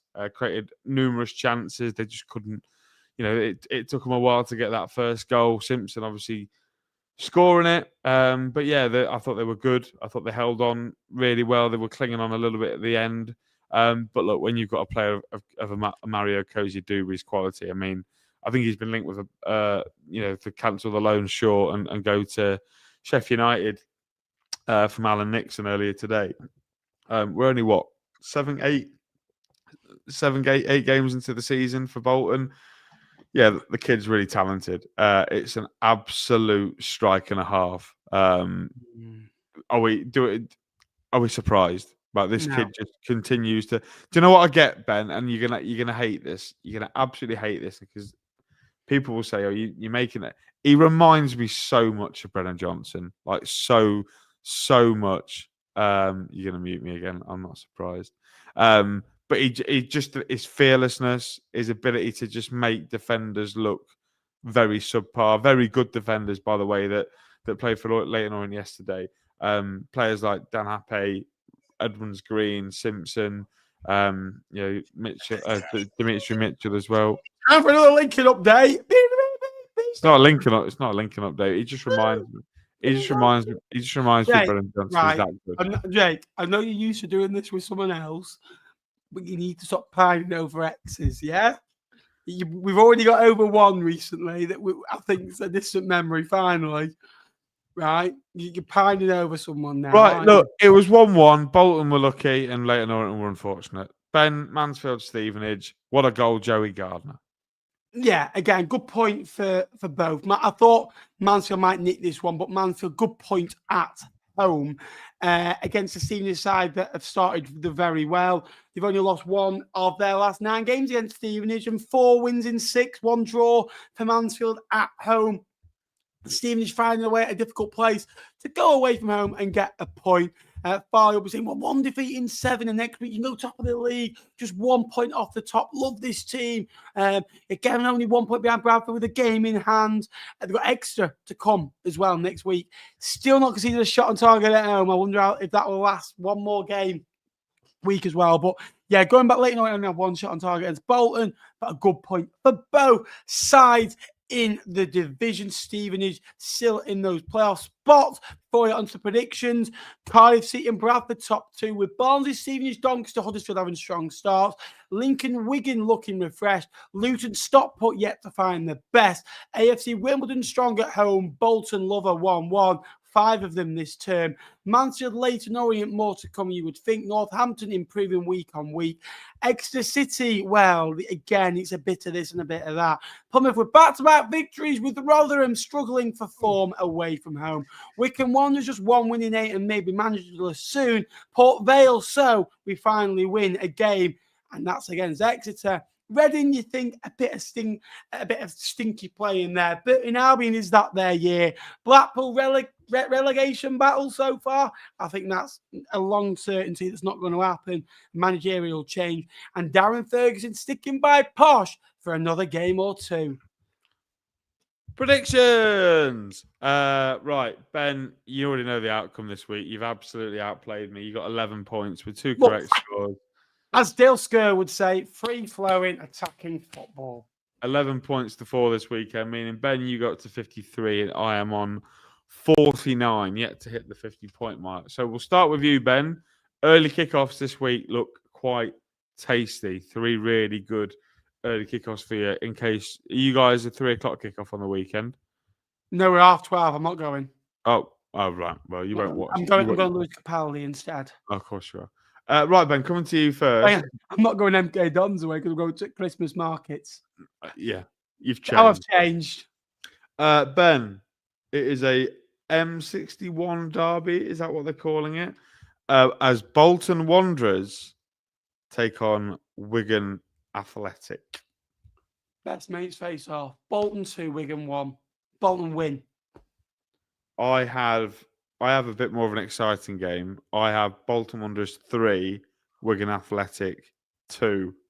Wow. I predicted the 3-2 in Luton, Plymouth, and I thought, I was worried. I think, I'm going to go 3-2 Bolton. Me first for Blackpool versus Barnsley, another early kickoff on the Fylde coast. I'm going to go. I think Blackpool get bounced back here. I think he saves his job right before he's going to get sacked. Blackpool 2, Barnsley 1. Blackpool 1, Barnsley 1. I could see that. Ben, coming to you first for those pesky imps against Luton Town at the Bank. 1-0 Luton, a penalty decision that should never be given. And you're going to say, look, they were in the Premier League 2 years ago. Look how far we've come. It's not a penalty. They've got a massive budget. Lincoln City doing really well. Look, still competing. And it wasn't a penalty. I don't know how if that was us, it's not a penalty. It's kind of you, mate. I'm going to go Lincoln City 1, Luton Town 1. I think it'll be a draw. Donny Rovers versus AFC Wimbledon. I'm going to go Donny 2, Wimbledon 0. Donny Rovers 1, AFC Wimbledon 0. That's awful. Ben, coming to you for the battle of the top 2. Cardiff City hosting Bradford City at the Cardiff City Stadium. Cardiff 2, Bradford 1. I've gone emphatic. I'm sorry, Bradford fans, you're not going to want to hear this. Cardiff City 3, Bradford City 0. I think Cardiff make a statement this weekend. Secure 3-0 Bradford. Side so far, Cardiff, Luton, Plymouth. Yeah. Plymouth aren't doing well, but. Right. Wycombe Wanderers. Is this you or me? You, me. Wycombe Wanderers against Northampton. I think like Steve Bruce, I think Mike Dodds gets a result when he needs it most. Wycombe Wanderers 1, Northampton Town 0. 2-0 Wycombe. Ben, coming to you for Go On the Boys against Exeter City at the Lamex. 2-0 Stevenage. It's the first one I've got to cross out. You look at who they played at home so far. If they played Rotherham, Northampton, Exeter. Who's the other one they played? Who's the other one? Wycombe, yeah. I had 2 in a row down. I'm half tempted to go. I think Exeter, they've got a knack of pulling out a draw away from home. They go Stevenage 1, Exeter 1. I think they could get a point there. Man, they haven't drawn away all season. Yeah, we're only 8 games in there. Rotherham United versus Stockport. I've gone Rotherham United 1, Stockport County 2. 1-0 Stockport. Ben, coming to you for Reading versus Leyton Orient. 1-1. Gone down the same route, and I'm not going to fight back at Parliament. I'm going to go Reading 2, Orient 2. I'm being the bigger man. I'm being mature for once. Ben, Port Vale versus... Oh, no, it's me first. Port Vale versus Mansfield Town. I'm going Port Vale 2, Mansfield Town 1. Port Vale 2, Mansfield 0. Ben, you first for Plymouth Argyle against Peterborough United. 3-1 Plymouth. 3. Why would you say that? Why would you say that? You've not used a 3-1 all season, and here you are having a go. Yeah. Plymouth 2, Posh 0. And finally, Huddersfield versus Burton Albion. I've gone Huddersfield Town 2, Burton Albion 1. Huddersfield 5, Burton 0. David's gone to bed, so I don't think he's going to react. But my goodness me, you'd be nibbling away with how hungry he was this weekend. I love that. That was story. Hey? That was story. Oh, so coming out of the ground, obviously I'm delighted that we've beaten Burton. That's like your cup finals to you, isn't it? Yeah, of course. Playing Burton off. Yeah, but can I just say, if it was the other way around, no, it is. They'd be doing the exact same thing. Out the corner of my eye, admittedly, I was looking for it. I see David's mum's car, and I thought, you know what? I'm just going to get one over. I'm just going to get one over on him. So I ran in front of the car to stop them pulling out of the junction, and I did the Martin Patterson fist bumps. I went, yeah, right in front of the car, and David's face, well, it was a gallery. It was. What did you back at you? He just went, you know, the awkward smile that when you see someone you recognise walking past the street, and you go, and he stuck his thumb up and he went, yep. And I got back in the car. I feel like I annoyed him, and he then didn't talk to me for nearly 3.5 hours. So, yeah, I mean, look, you got to enjoy the wins, haven't you? If you don't enjoy the wins, you never, you get too low on the losses. So yeah, very happy. Absolutely. Well, thank you, Jake, for joining me tonight. Thanks, mate. We've gone over our 1:39 show, but we're a big thank you as well. We mentioned at the time. Thank you so much, Sue, for the donation as always. Sue is and kind of repping in the chat tonight. Appreciate it as always, Sue. Lots of love to my favourite representation ever. Best in Lincoln. Yes, Gigi's great as well. Gigi's great as well. So, all right. Yeah, I can feel the daggers coming from the sofa. Thank you for watching all. Thanks for liking. If you haven't already, please leave us a like. Please subscribe. We are now, let's have a look. We'll have a look. Of course, we'll have a look. We're at 17,816. So if you could subscribe, help us on our journey to 18,000 subscribers. It'd be great to hit it by the end of September. That'd be absolutely wonderful. Lots of League 1 and League 2 content coming. This weekend, I filmed 2 members' videos last night, 8 TikToks, tonight's stream, and a League 2 video for tomorrow/Tuesday. So it's been busy, really busy, but how I like it. Thanks for watching all. Thanks, Jake, as always. Go and listen to his podcast. What's your podcast called? Jake again. Come on, you should know it, mate. You should know it. What? You should know it. Hit Lincoln podcast now. Here for the Lincoln podcast. We'll have an episode out on Tuesday. Right, I can't wait to tune in. I do tune in, you know. I'm only joking with you. I actually do tune in. Yeah. I do.